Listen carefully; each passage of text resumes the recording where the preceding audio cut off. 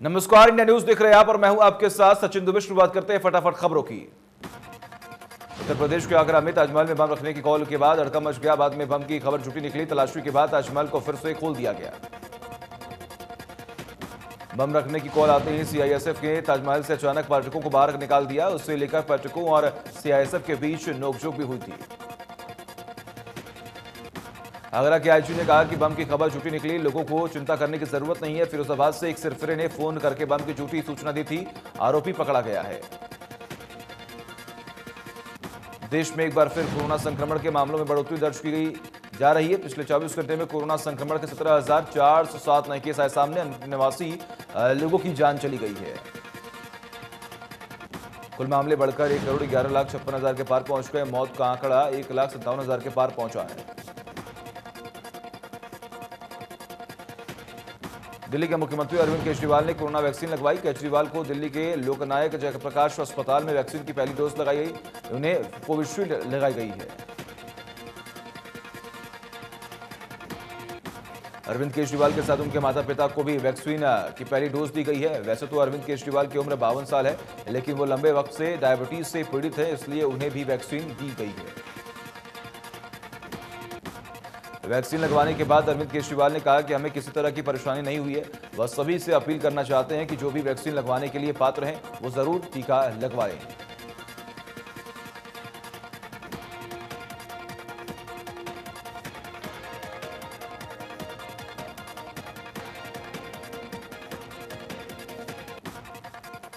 केंद्रीय सड़क परिवहन मंत्री नितिन गडकरी ने गुरुग्राम के सांसद राव इंद्रजीत सिंह के साथ द्वारका एक्सप्रेसवे का जायजा लिया। 29 किलोमीटर लंबा द्वारका एक्सप्रेसवे देश का पहला ग्रेड सेपरेशन एक्सप्रेसवे होगा। कांग्रेस के राष्ट्रीय महासचिव रणदीप सुरजेवाला मजदूर सम्मेलन में मंच पर मर्यादा भूले। संबोधन के दौरान सुरजेवाला कृषि कानूनों पर टिप्पणी कर रहे थे। सुरजेवाला ने कहा था कि किसान एसडीएम या डीसी के पास जाकर शिकायत कर सकते हैं, लेकिन वो कह देते हैं कि उनकी कोई नहीं सुनता। जब उनकी कोई नहीं सुनता तो आम जनता की कौन सुनेगा। 5 मार्च से 16 मार्च तक विधानसभा का बजट सत्र चलेगा। 10 मार्च को मुख्यमंत्री बजट पेश करेंगे। 12 मार्च और 15 मार्च को चर्चा भी होगी। करनाल में लोगों को उम्मीद है कि बजट से उन्हें महंगाई से राहत मिलेगी। लोगों का ये कहना है कि सरकार को पेट्रोल और रसोई गैस के दाम कम करने चाहिए ताकि आम लोगों को कुछ राहत मिल सके।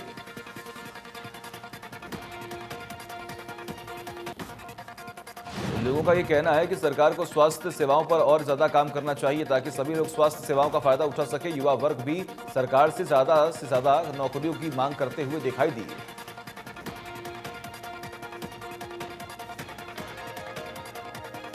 प्रदेश के युवाओं को निजी क्षेत्र की नौकरियों में अब तक 75% आरक्षण मिलेगा। जिस बिल को राज्यपाल ने भी मंजूरी दे दी है, जिसके बाद सरकार जल्दी इसकी अधिसूचना जारी करेगी। इस बिल के कानून बनते ही कई नेताओं ने अपनी प्रतिक्रियाएं भी दी। प्राइवेट नौकरियों में सरकार के लिए किए गए 75% आरक्षण पर रादौर विधायक बिशन लाल सैनी ने तंज कसा है। कहा कि सरकार झूठी वाही लूटने का प्रयास कर रही है। सरकार को अगर युवाओं को फायदा देना है तो इसे सरकारी नौकरियों में लागू करे। बीएल सैनी ने कहा कि पहले तो प्रदेश में इंडस्ट्री ही नहीं है। जब तक नई इंडस्ट्री नहीं लगेगी तो युवाओं को नौकरियां कैसे मिल पाएंगी। जो इंडस्ट्री प्रदेश में है वहां युवाओं को अनुबंध के आधार पर नौकरियां दी जाती हैं, जिसमें उनका भविष्य सुरक्षित नहीं है। बीएल सैनी ने कहा कि पिछले दिनों सरकार ने 149 एई भर्ती की है, जिसमें से 50 पद आरक्षित थे। बाकी 99 में से केवल 22 पदों पर ही प्रदेश के युवाओं को नौकरी मिली है। भर्ती में अधिक से अधिक युवा बाकी प्रदेशों के हैं। सोना में रायसीना अरावली श्रृंखला में बनाए गए 150 फार्म हाउस मालिकों को नगर परिषद ने नोटिस दिया है। इन फार्म हाउस में अवैध रूप से निर्माण कार्य किया जा रहा था। नोटिस मिलने के बाद फार्म हाउस मालिकों में हड़कंप मच गया। परिषद के अधिकारियों का यह कहना है कि इन फार्म हाउस पर जल्द ही तोड़फोड़ की कार्रवाई भी की जाएगी। अधिकारियों ने बताया कि परिषद पूरी अरावली श्रृंखला में फार्म हाउसों को चिन्हित कर रही है ताकि पूरी तरह से सही संख्या परिषद को पता चल सके। अभी तक सूत्रों के मुताबिक 434 फार्म बताए जा रही हैं। अधिकारियों ने बताया कि नोटिस का जवाब मिलने के बाद 2 सप्ताह के बाद इन फार्म हाउस पर तोड़फोड़ की बड़ी कार्रवाई की जाएगी। इससे पहले अब तक करीब 25 फार्म हाउस पर हो रहे अवैध निर्माण को नगर परिषद ने ध्वस्त कर दिया है। गोहाना में 2 छात्रों के ऊपर सरेआम गोली चलाई गई। वारदात में एक छात्र की मौके पर ही मौत हो गई। दूसरे छात्र को मेडिकल खानपुर पीजीआई के लिए रेफर कर दिया गया, जहां इलाज के दौरान उसकी मौत हो गई है। सोनीपत का गांव नांगल कला गोलियों की गूंज से दहल गया। बताया जा रहा है कि गांव के एक जिम में आपसी रंजिश के बाद 2 गुटों में गोलियां भी चली हैं। गोलियां गांव के 3 युवकों को मारी गई हैं। तीनों की हालत बेहद नाजुक बताई जा रही है। तीनों की इलाज निजी अस्पताल में चल रहा है। गोली मारने का आरोप गांव के ही युवक पर लगा है। घटना के बाद गांव में डर का माहौल बना हुआ है। पुलिस का कहना है कि आपसी रंजिश के चलते यह वारदात हुई है। जल्द आरोपियों को गिरफ्तार कर लिया जाएगा। झज्जर में दुकानदार पर हमला करने आए युवक पर दुकानदार ने गोलियां चला दी। दुकान में घुसकर युवक ने दुकानदार पर देसी कट्टा तान दिया था, जिसके जवाब में दुकानदार ने अपनी लाइसेंसी रिवॉल्वर से युवक पर फायरिंग कर दी थी। दुकानदार ने अपने बचाव में एक के बाद एक लगातार 3 गोलियां दागी। मुंह ढका होने के कारण दुकानदार हमलावर की पहचान नहीं कर पाया। हमलावरों की संख्या 1 से ज्यादा बताई जा रही है। घटना सीसीटीवी कैमरे में कैद हो गई है। फतेहाबाद के बीकर रोड पर मेन मार्केट के पास अनियंत्रित कार दुकान का गेट तोड़कर जा घुसी। कार की स्पीड ज्यादा होने के चलते कार ने पहले रेहड़ी को टक्कर मारी और फिर दुकान पर। हादसे में रेहड़ी चालक बाल बाल बचा। दुकान का गेट बंद होने के चलते जान माल का नुकसान नहीं हुआ। दुकान के पास लगे कैमरे में यह घटना कैद हुई। बेहतर लिंगानुपात में साल 2020 और 21 के लिए करनाल के गांव बाहरी को बेस्ट विलेज अवार्ड दिया गया। गांव में 1000 लड़कों के पीछे 1305 लड़कियों का जन्म हुआ, जो जिले में सर्वाधिक है। और वही बेटी बचाओ बेटी पढ़ाओ कार्यक्रम के तहत लड़कियों का लिंगानुपात सर्वाधिक होने के लिए गांव के 10वीं परीक्षा में सबसे ज्यादा अंक लाने वाली 3 बेटियों को डीसी ने सम्मानित भी किया है।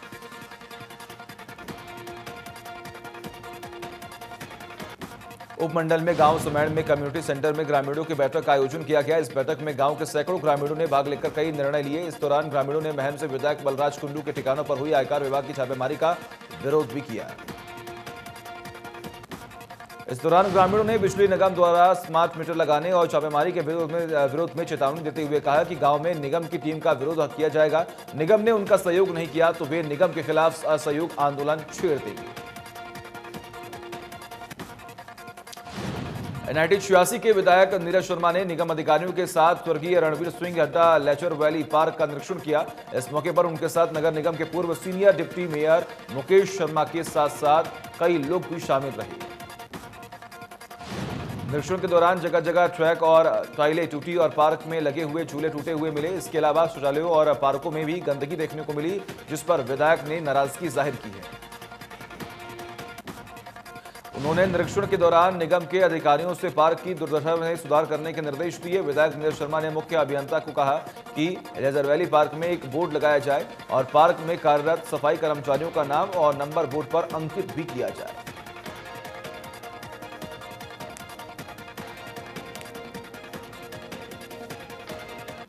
महेंद्रगढ़ में महंगाई के खिलाफ महिलाओं में विरोध प्रदर्शन किया।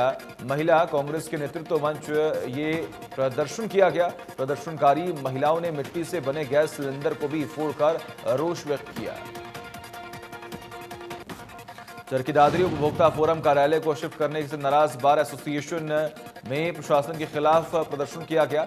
बार एसोसिएशन प्रधान सुरेंद्र ने कहा कि शिफ्ट वाली जगह पर वकीलों को काफी परेशानियों का सामना भी करना पड़ेगा। बार एसोसिएशन प्रधान ने कहा कि कंज्यूमर कोर्ट के प्रेसिडेंट लालच में आकर इस कार्यालय को दूसरी जगह शिफ्ट कर रही हैं। इसमें जिला उपायुक्त और प्रेसिडेंट दोनों की मिलीभगत है। इसके साथ ही कहा कि भारत सरकार के पैसों का दुरुपयोग किया जा रहा है। भिवानी में कानूनी जागरूकता और सहायता अभियान की शुरुआत की गई, जिससे लोगों को कानून के बारे में जानकारी मिल सके। इस अभियान की अध्यक्षता भाजपा लीगल सेल के जिला अध्यक्ष सचिन सिंगला एडवोकेट ने की है। अभियान की शुरुआत विधायक घनश्याम दास सर्राफ और बीजेपी जिला अध्यक्ष शंकर धूपड़ द्वारा की गई है। इस अवसर पर विधायक घनश्याम सर्राफ और अध्यक्ष शंकर धूपड़ ने संयुक्त रूप से लीगल सेल को बधाई और शुभकामनाएं दी हैं। भिवानी बंसीलाल विश्वविद्यालय की साइट में तकनीकी खराबी के चलते छात्रों की रीअपियर फॉर्म नहीं भरे जा रही हैं, जिसके चलते नीमपाल सिंह राजकीय महाविद्यालय के छात्रों ने बंसीलाल यूनिवर्सिटी के रजिस्ट्रार जितेंद्र भारद्वाज को एक ज्ञापन भी सौंपा। छात्रों ने कहा कि हमें फॉर्म भरने के में काफी परेशानियों का सामना करना पड़ रहा है। इसके साथ ही उन्हें फॉर्म भरने की अंतिम तारीख को बढ़ाया जाने की मांग की है। छात्र नेता प्रवीण कुमार ने कहा कि विश्वविद्यालय की नेटवर्किंग की समस्या के कारण री अपीयर फॉर्म नहीं भरे जा रहे हैं। इसके साथ ही उन्होंने दूसरी समस्या के बारे में अवगत कराते हुए कहा कि पिछले साल जिन छात्रों के री अपीयर था वो छात्र री अपीयर फॉर्म भर के एग्जाम दे चुके हैं, लेकिन फिर भी वही पुराना रिजल्ट शो हो रहा है जो पहले साइट पर अपलोड किया गया था। गोलाचुगा के गांव कहेड़ी में बिजली बिल न भरने के कारण सरकारी स्कूल के मीटर का कनेक्शन काट दिया गया और 3 दिन बीत जाने के बाद भी किसी अधिकारी और किसी भी नेता ने कोई संज्ञान नहीं लिया। बिजली मीटर का कनेक्शन कट जाने के कारण बच्चों को भारी परेशानियों का सामना भी करना पड़ रहा है। बच्चों को पीने के पानी, शौचालय और क्लास में अंधेरा होने के कारण कम दिखता है और बच्चों की स्मार्ट क्लासेस बंद हो गई हैं। फरीदाबाद के बाल भवन में हिफाजत वैन के जरिए लोगों को जागरूक किया गया। बच्चियों के साथ हो रहे अपराध को लेकर हरियाणा बाल संरक्षण आयोग की तरफ से जगह जगह पर नुक्कड़ नाटकों के जरिए लोगों को जागरूक किया जा रहा है। इसकी शुरुआत पंचकुला से हो चुकी है और ये वैन प्रदेश में हर जिले में जाकर लोगों को जागरूक करेगी। हरियाणा बाल संरक्षक आयोग की चेयरमैन ने बताया कि महिला और बच्चियों के साथ घटनाएं बढ़ रही हैं, जिसे लेकर जागरूक किया जा रहा है। गुरुग्राम में पानी की कमी को दूर करने के लिए डीएलएफ फेज 3 के यू ब्लॉक में गुरुग्राम का सबसे बड़ा पानी का टैंक बनाया जाए। टैंक के निर्माण कार्य की शुरुआत की गई है। डीएलएफ फेज 3 में पानी की परेशानी से लोगों को जूझना पड़ रहा है, जिसके बाद नगर निगम की तरफ से इस इलाके में पानी की दिक्कत को दूर करने के लिए 37 लाख मीटर का टैंक बनाया जा रहा है। दोना में बिजली विभाग में लगभग 300 बिजली कर्मचारी काम छोड़ हड़ताल कर चुके हैं। उनकी मांग है कि बिजली कर्मचारियों से मारपीट करने वाले आरोपी व्यक्ति की गिरफ्तारी की जाए। गांव फतेहपुर में पिछले दिनों बिजली विभाग के कर्मचारियों और ग्रामीणों के बीच विवाद हुआ। कर्मचारियों का कहना है कि जब वो बिजली चोरी पकड़ने गए तो उनके साथ मारपीट की गई थी। जिले में अब गरीब परिवार पर लड़की बोझ नहीं बनेगी। शादी के दौरान मदद के लिए अब जिले में उलेमा आगे आए और इसके अलावा जिस शादी में दहेज ज्यादा, बारात, आतिशबाजी, डीजे इत्यादि की बुराइयां होंगी उसमें उलेमा दावत कबूल नहीं करेंगे। नशा मुक्ति को लेकर एक सेमिनार का आयोजन किया गया, जिसमें स्कूली बच्चों को नशा से दूर रहने की हिदायत दी गई और नशा से होने वाले नुकसान के बारे में बताया गया कि एक संस्कार से नशा मुक्ति को लेकर स्कूली बच्चों ने शहर में एक रैली भी निकाली है। इस सेमिनार के माध्यम से नशा करने वालों के परिवार पर क्या असर पड़ता है, इसके बारे में विस्तार से बताया गया। इस अवसर पर नारकोटिक्स विभाग में पुलिस अधिकारी डॉक्टर अशोक कुमार ने कहा कि हमारा हरियाणा प्रदेश उड़ता पंजाब बनने की ओर अग्रसर है। सामान्य अस्पताल यमुनानगर में विश्व श्रवण दिवस मनाया गया, जिसमें अस्पताल में आए मरीज और अन्य लोगों को इस बारे में जागरूक किया गया। जीवन दीप संस्था और स्वास्थ्य विभाग द्वारा इस समारोह का आयोजन भी किया गया। सोना की सब्जी मंडी में आड़तियों की दबंगी देखने को मिल रही है। आरोप है कि अधिकारियों की मिलीभगत के चलते आड़ती पक्के बिल तो दूर, कच्चे बिल भी नशाखोरों को नहीं दे रही हैं। नशाखोरों ने आरोप लगाया कि आड़ती रोजाना सरकार को लाखों रुपए का चूना मार्केट विभाग के अधिकारियों के साथ मिलकर लगा रही हैं। विरोध करने पर मनमाने दाम पर उन्हें सब्जियां दी जाती हैं। महम 24वीं के फरमाना गांव में 5 मार्च को महापंचायत होगी, जिसमें किसान नेता गुरनाम सिंह चड़ूनी ओंकार भरेंगे। महापंचायत में सरकार की दमकारी नीतियों के खिलाफ किसान कड़े फैसले भी लेंगे। फरमाना के सरपंच पर दर्ज हुए मुकदमे के विरोध में ये पंचायत होगी। इसके अलावा सरपंच समेत 200 पर दर्ज केस और पुलिसकर्मियों को लाइन हाजिर किए जाने का भी विरोध जताया जाएगा। महिला दिवस के कार्यक्रमों की कड़ी में भिवानी में महिला सप्ताह मनाया जा रहा है। इस दौरान स्वास्थ्य विभाग में एनीमिक फ्री वैन रवाना हुआ, जो कि हर गांव, शहर और कस्बे में जाकर जागरूकता फैलाएगा। महिला दिवस के कार्यक्रमों की कड़ी में भिवानी एनीमिका फ्री वैन में खून की कमी से जूझ रही महिलाओं की जांच की जाएगी और खून की कमी से निजात दिलवाई जाएगी। एसएमओ ने कहा कि 70% महिलाओं में खून की कमी होती है। यमुनानगर में यातायात लाइटें ठीक न होने पर जेब्रा क्रॉसिंग न होने से दुर्घटनाएं बढ़ रही हैं, जिसको लेकर लोग परेशान हो रहे हैं। जिला में 13 चौक चौराहों पर यातायात लाइट लगी हुई है, लेकिन इनमें से अधिकांश यातायात लाइटें काफी समय से खराब हैं। मुख्य चौराहों से लाइटें खराब होने से लोग काफी परेशान हैं। इसके साथ ही लोगों में हमेशा दुर्घटनाएं होने का डर बना हुआ है, जिसको लेकर नगर निगम के एसडीओ को शिकायत भी की है।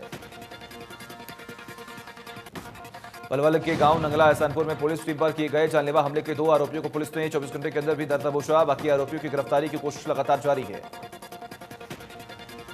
फरीदाबाद के एनआईटी इलाके में सास बहू के रिश्ते को शर्मसार करने वाले मामले सामने आए, जहां पर एक इकलौती बहू ने प्रॉपर्टी के लिए अपनी सास को घर में बंद कर दिया और उससे लगातार प्रताड़ित भी कर रही थी। मामले की गुप्त सूचना पर महिला आयोग की सदस्य रेणु भाटिया ने पुलिस की मदद से घर पर पहुंची और तलाशी ली गई तो उन्होंने बुजुर्ग महिला को गंभीर हालत में बेसुध पाया। पीड़ित बुजुर्ग महिला को आनंद फानन में सिविल अस्पताल में भर्ती करवा दिया गया, जहां पर लगातार अब जांच जारी है। बुजुर्ग महिला से बात करने की कोशिश की गई, लेकिन पिछले कई दिनों से प्रताड़ित हो रही महिला कुछ भी बोलने की हालत में नहीं थी। बताया जा रहा है कि आरोपी महिला ने बुजुर्ग की बेटियों को भी घर में नहीं आने देती थी। फिलहाल पुलिस मामले की तफ्तीश में जुटी हुई है, जांच जारी है। सोना में पुलिस सवालों के घेरे में है। 12 दिन से लापता नाबालिग के परिजनों का आरोप है कि लगातार थाने में चक्कर लगा रहे पुलिस नाबालिग को ढूंढने की बजाय उन्हें ही धमकाकर थाने से भगा देती है। परिजनों का आरोप है कि पुलिस 12 दिन से आरोपी की तलाश की बजाय सिर्फ उनसे ही सवाल जवाब कर रही है। नाबालिग 9वीं क्लास की छात्रा है, तो मामले को लेकर पुलिस कुछ भी कहने से बचती हुई दिखाई दे रही है। दुर्गा कॉलोनी में रहने नाबालिग छात्रा जब बाजार गई तो वापस घर नहीं लौटी। परेशान मां बाप ने इसकी शिकायत सोना थाने में दी और पड़ोस में रहने वाले युवक पर आरोप भी लगाए। गुरुग्राम के डीएलएफ फेज 3 में district town and country planning की तरफ से अवैध रूप से चल रही व्यावसायिक गतिविधियों पर कार्रवाई की गई। करीब 150 से 200 दुकानों को सील कर अवैध कब्जों को तोड़ा गया है। पिछले काफी समय से डीटीपी विभाग की तरफ से कार्रवाई के आदेश जारी किए गए थे, लेकिन उसके बावजूद भी यहां से इन गतिविधियों को बंद नहीं किया गया, जिसके बाद ये कार्रवाई हुई है। लोगों का यह कहना है कि उन्हें किस तरह का कोई नोटिस जारी नहीं किया गया और इस तरह की व्यावसायिक गतिविधियों को पिछले 8 से 10 सालों से चला रहे हैं, लेकिन अभी तक इस तरह की कोई भी कार्रवाई नहीं हुई है। चरखी दादरी के सरकारी अस्पताल में मिलने वाली दवाइयों का ढेर गांव खिकाड़ा को जाने वाली सड़क के पास से झाड़ियों में पड़ा हुआ मिला। सूचना मिलते ही स्वास्थ्य विभाग ने हड़कंप मच गया और दवाइयों को कब्जे में लेकर जांच शुरू भी कर दी है। लोगों ने स्वास्थ्य विभाग की इस लापरवाही को लेकर सदर थाना पुलिस में शिकायत दर्ज कराई। स्वास्थ्य विभाग और पुलिस की ओर से अपने अपने स्तर पर जांच शुरू हो गई है। मौके पर सीटीएम अमित मान भी पहुंचे और उचित कार्रवाई करने की बात कही। पंचकुला के पिंजौर बत्ती रोड पर मॉडल कॉलोनी के पास एक युवक ने घर वालों से लड़ाई कर ली, अपनी स्कॉर्पियो गाड़ी में आग लगा दी। बताया जा रहा है कि युवक शादीशुदा था और कपड़ों का काम कर रहा था। गोहाना सीआईए ने गाड़ी लूटने वाले गिरोह का भांडाफोड़ किया। सोनीपत और रोहतक जिले में हथियार के बल पर गाड़ी लूटने वाले गिरोह को 3 सदस्यों को गोहाना सीआईए ने गिरफ्तार भी किया है। पुलिस ने जानकारी देते हुए बताया कि गिरफ्तार आरोपी गिरजा शंकर मध्य प्रदेश का रहने वाला है और 2 आरोपी रोहतक के बताए जा रहे हैं। तीनों आरोपी इस सेंट्रो कार में वारदात की फिराक में घूम रहे थे। पुलिस का यह माने तो आरोपियों को शक के आधार पर पूछताछ के लिए आरोपियों ने सीआईए गोहाना को कोई ठोस जवाब नहीं दिया, जिसके बाद उन्हें थाने में पूछताछ के लिए लाया गया, जहां उन्होंने अपने आरोपों को कबूल किया। पुराना थाना क्षेत्र के अंतर्गत से युवक को गन पॉइंट पर किडनैप कर 10 लाख की फिरौती मांगने के मामले में पुलिस ने तीनों आरोपियों को गिरफ्तार कर लिया। गिरफ्तार आरोपियों में एक महिला और 2 पुरुष शामिल हैं। पुलिस ने आरोपियों के कब्जे में वारदात में इस्तेमाल किए थे देशी कट्टा, जिंदा कारतूस, चाकू और कार बरामद किया। थाना प्रभारी ने बताया कि पुलिस अपनी टीम के साथ आरोपियों के बताए पते पर गई है, जहां से किडनैप युवक को छुड़वाया और आरोपियों को काबू भी लिया गया है। हिसार में हिसार रोड एयरपोर्ट के पास एक कार में भरे कंटेनर में आग लग गई। आग लगाने से कंटेनर सहित 4 गाड़ियां जलकर खाक हो गई। करीब 12 गाड़ियों की मदद से आग पर काबू पाया गया। जींद के गांव सुयावा में आज बीजेपी विधायक अमरजीत डांडा को कार्यक्रम में बुलाने को लेकर कहासुनी होने के चलते 2 गुटों में झगड़ा हो गया। विधायक का विरोध करने वाले पक्ष में इस दौरान गोली चली, जिसमें एक युवक घायल हो गया। उत्तर प्रदेश के बुलंदशहर में दिल दहला देने वाली घटना सामने आई है। पति ने अपनी पत्नी और 2 बेटियों को पीट-पीट मार डाला, जबकि तीसरी बेटी की हालत बेहद नाजुक बनी हुई है। मामला शिकारपुर के बारक खंबा अम्बेडकर नगर का है। आरोपी पति का तलाश में पुलिस की टीम छापेमारी कर रही है। पुलिस के मुताबिक आरोपी पत्नी और बेटियों के चरित्र पर शक कर रहा था और मानसिक रोगी भी था। हरियाणा के स्कूलों में बरफ रहे कोरोना के कहर को देखते हुए अंबाला में स्वास्थ्य विभाग ने भी कमर कस ली है, जहां करनाल के स्कूल में 50 से ज्यादा छात्र कोरोना पॉजिटिव पाए गए। वहीं अंबाला के स्कूलों में भी लगातार कई अध्यापक और स्कूली छात्र पॉजिटिव पाए जा रहे हैं।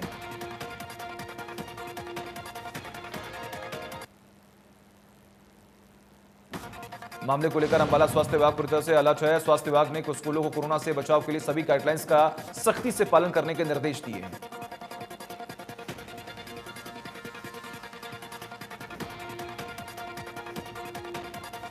महाराष्ट्र में आयकर विभाग की फिल्म डॉक्टर अनुराग कश्यप और अभिनेत्री तापसी पन्नू के साथ कई घंटों की पूछताछ खत्म हो गई। विभाग की ओर से सर्च अभियान भी पूरी रात चला है। आयकर विभाग ने टैक्स चोरी के मामले में इन सितारों के घर पर छापेमारी की। दोनों बॉलीवुड सितारों से आयकर विभाग की जो पूछताछ है वो देर रात तक चली है। आयकर विभाग की तलाशी फिलहाल इन सितारों के घर जारी रहेगी। विभाग ने 4 कंपनियां Phantom Film, Kwan, Exceed, Reliance Entertainment के यहां भी छापेमारी की है। आईटी विभाग का दावा है कि सर्च ऑपरेशन के दौरान उन्हें कई अहम सुराग और चीजें मिली। सर्च ऑपरेशन आगे भी जारी रहने की बात संभावना है। राहुल गांधी ने ट्वीट कर सरकार पर निशाना साधने की कोशिश की। लिखा कि उंगलियों पर नचाना ये सरकार आईटी, ईडी और सीबीआई के साथ मिलकर करती है। खिसियानी बिल्ली, खंबा नोचू जैसी सरकार किसानों और समर्थकों पर रेड करती है। भारत और इंग्लैंड के बीच चौथा टेस्ट मैच आज अहमदाबाद के नरेंद्र मोदी स्टेडियम में खेला जा रहा है। इंग्लैंड टीम में अक्षर पटेल का खौफ जारी है। उन्होंने 2 विकेट भी चटके हैं। इंग्लैंड ने 74 रनों पर 3 अहम विकेट खो दिए। 10 रन के स्कोर पर इंग्लैंड को पहला झटका लगा। सिवली 2 रन बनाकर आउट हुए। विराट एंड कंपनी के लिए यह चौथा और निर्णायक मैच काफी अहम है। यह मैच तय करेगा कि जून में न्यूजीलैंड के खिलाफ लॉर्ड्स में टीम इंडिया विश्व टेस्ट चैंपियनशिप का खिताबी मुकाबला खेलेगी या फिर ऑस्ट्रेलिया।